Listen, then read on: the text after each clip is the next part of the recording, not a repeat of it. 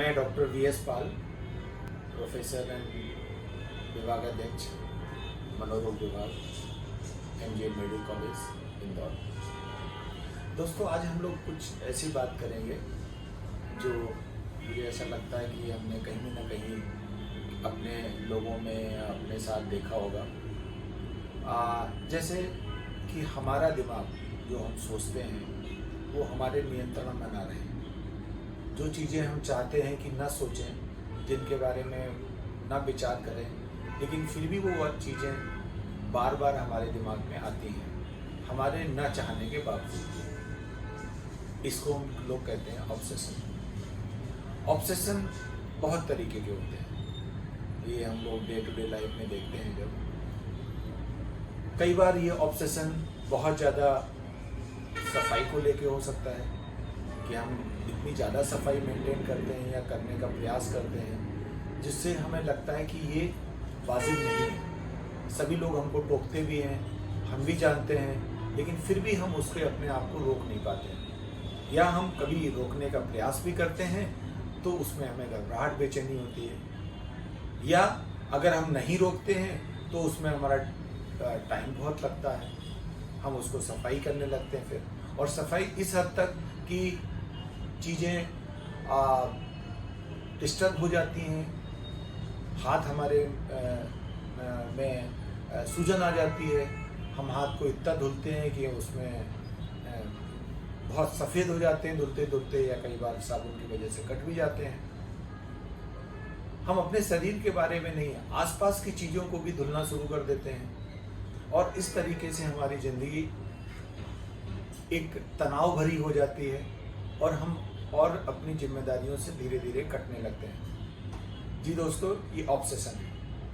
कई बार ये ऑब्सेशन और तरीके से भी होता है, चीज़ों को बहुत सिस्टमेटाइज करना, समय का बहुत स्ट्रिक्टली पालन करना, चीज़ों को बहुत व्यवस्थित रखने का प्रयास करना, नंबरों को दोहराना, कुछ ऐसी अपनी मान्यताएं बना लेना कि हम ऐसा करेंगे तो ऐसा हो जाएगा, हम ऐसा नहीं करेंगे तो ऐसा हो जाएगा, ऐसी धारणाएं आना।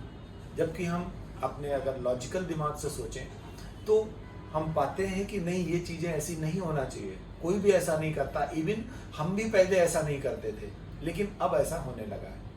ये बहुत ही कॉमन है समाज में। इसको हम लोग ऑब्सेशन कहते हैं।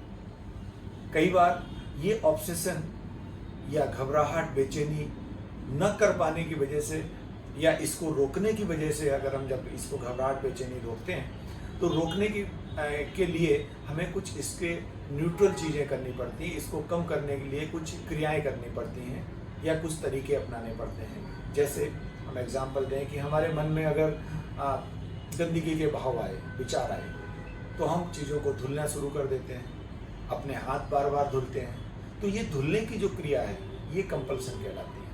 या अगर हमारे डाउट्स ही आ गए कि कुछ हमसे लॉस तो नहीं हो गया, कोई चीज़ छूट तो नहीं गई, तो हम उसको चेक करने लगते हैं। कई बार हम चीज़ों को बार बार करने का प्रयास करते हैं, जैसे हमने लॉक ठीक से किया कि नहीं, पर्स हमने ठीक से रखा कि नहीं, हमने जो भी कैश अगर हम ट्रांजेक्शन करते हैं तो हमने पैसे सही से गिने कि नहीं। इस तरीके की जो दिमाग में चीज़ें आती हैं, उनकी वजह से कई बार हम उनको बार बार गिनते हैं चीज़ों को, या बार बार धोते हैं, या बार बार कुछ क्रियाएं करते हैं, जिससे कि हमारी एंजाइटी का लेवल कम होता जाता है। ये सामान्यतः लोग जल्दी इसको समझ नहीं पाते हैं जब तक कि उनका बहुत ज़्यादा इसमें समय नष्ट नहीं होने लगता है, उनकी परफॉर्मेंस, उनकी जो कार्य क्षमता है वो बहुत कम नहीं होती है, तब तक वो चीज़ों को समझ नहीं पाते हैं और काफ़ी देर हो जाती है। इस तरीके के ऐसे कोई विचार अपने मन में जो आपकी इच्छा के विरुद्ध बार बार आ रहे हैं, या कुछ ऐसे कार्य करने की आपको इच्छा कर रही है जो आपको लगता है कि नहीं ऐसा करना चाहिए, न्याय उचित नहीं है, तो ज़रूर ओसीडी के बारे में जानें और ओसीडी के इलाज के लिए मनोचिकित्सक से सलाह लें। जितनी जल्दी आप सलाह लेंगे उतने ही अच्छे रिजल्ट मिलते हैं। ओसीडी को ठीक किया जा सकता है, इसको एक बेहतर जिंदगी इलाज के साथ एक बेहतर ज़िंदगी जी जा सकती है। Thank you. मैं डॉक्टर वी.एस. पाल।